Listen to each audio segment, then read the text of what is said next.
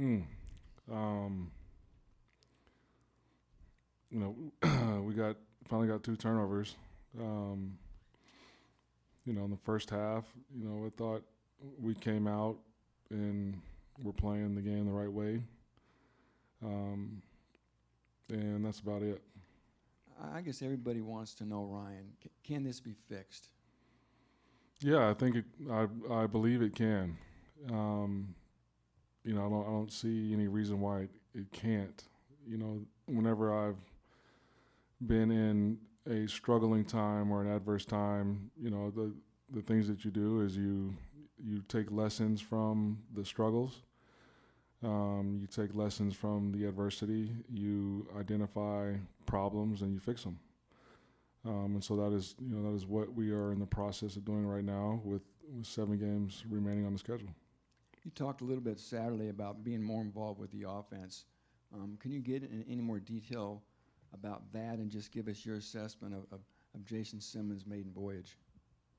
Yeah, so obviously we have a defensive coordinator. We do not have an offensive coordinator right now, so it would be negligent of myself as the head coach to just sort of abandon that side of the ball while making that move. And so, I've spent time in there just helping the organization, coming up with ideas on how to attack defenses and what types of things give, certain coverages or certain fronts problems. And so that's what I've been doing. I've spent time on that side of the field during practice. We got a roster full of guys that are on that side of the ball that needed leadership and guidance. And so, like I said, we have a defensive coordinator, so I'm let him do his job and help out with the offense. You talked about doing kind of self-evaluations after games before. I'm curious, what all does that entail for you personally? You look at game management, you look at how we're using the roster, you look at schematic issues, you evaluate, the play of the individual, all of those things, and taking an assessment and evaluate and try to improve the areas that you failed. What all do you think has contributed to kind of the slow second halves that you guys have had the last 3 weeks? Yeah, right. So we are struggling to play from behind. Like we for some reason it kind of snowballs when things don't go our way, and so that I've got to do a better job of giving them like emotional answers on how to respond when when you're behind or when things aren't going your way, so that you don't play without the outside the framework of the play call, outside the framework of the technique. You don't panic, and right now, when we get behind, we tend to hit the panic button, and there's no need to.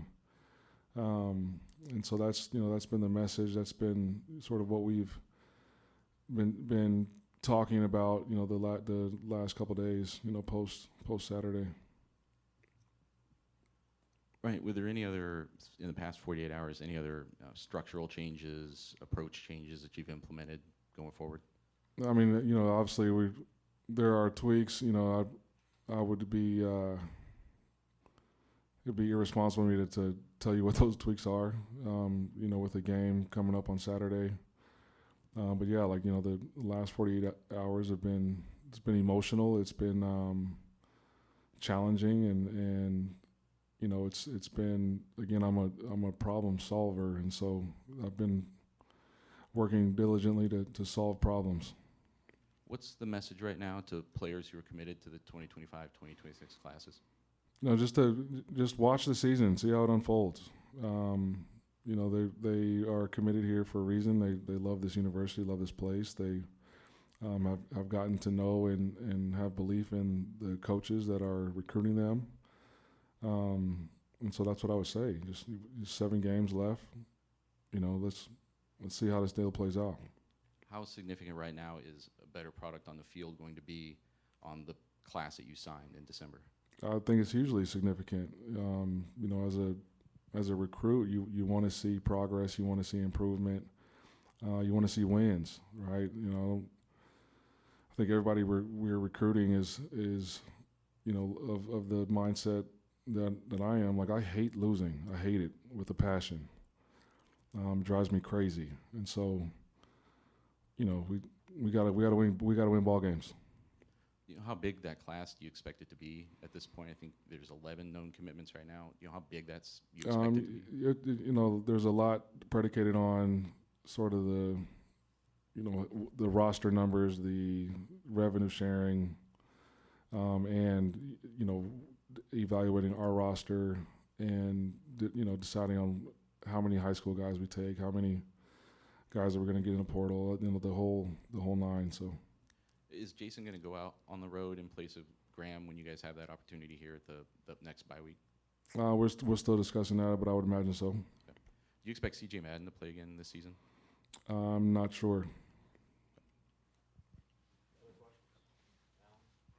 Just about your opponent this week, Illinois. Obviously, you know them well. You had a good success against them last year.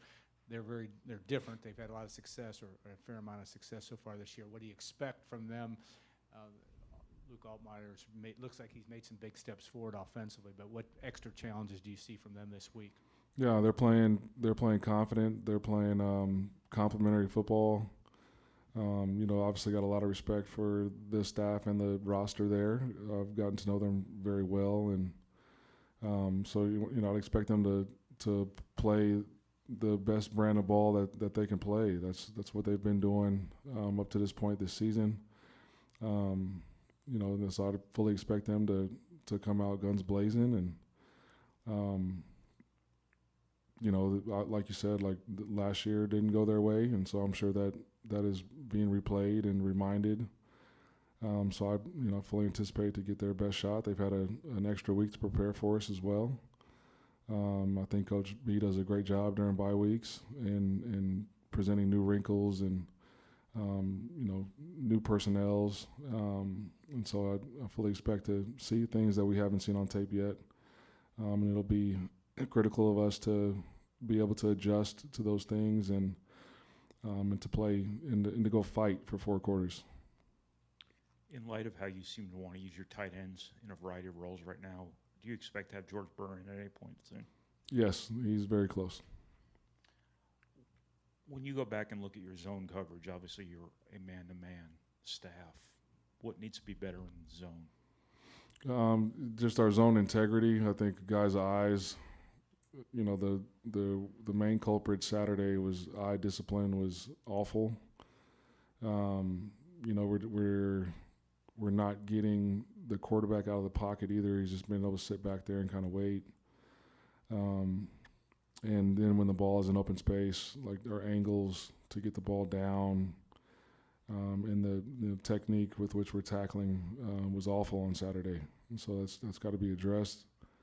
It has been addressed and definitely will be repped in practice. Coach, have you been able to talk to maybe some mentors of yours who have maybe gone through what you're going through, whether it's emotionally, mentally, you know, trying to, you know, fix what you can control? I have, yes. And who might those people be, and what have those conversations been like? Those are personal. Yeah, so I'll keep that in house. I appreciate you asking the question though. Anything else for Coach? Go back to Tom. I don't know if you can say anything, the health on some guys. I don't think he played a snap. I know he was down late against Nebraska, Antonio Stevens. I guess Cole and Winston, and I know JDV didn't play either. You said Cole? Yeah, he's fine. Mo, you know, obviously didn't play. He had an ankle in the Nebraska game. Hopeful to get him back. Who was the other guy? Antonio should be back. Winston, I'm not sure yet. He's close. Anything else for Coach? All right, thanks, Coach. Thanks, everybody. Thanks.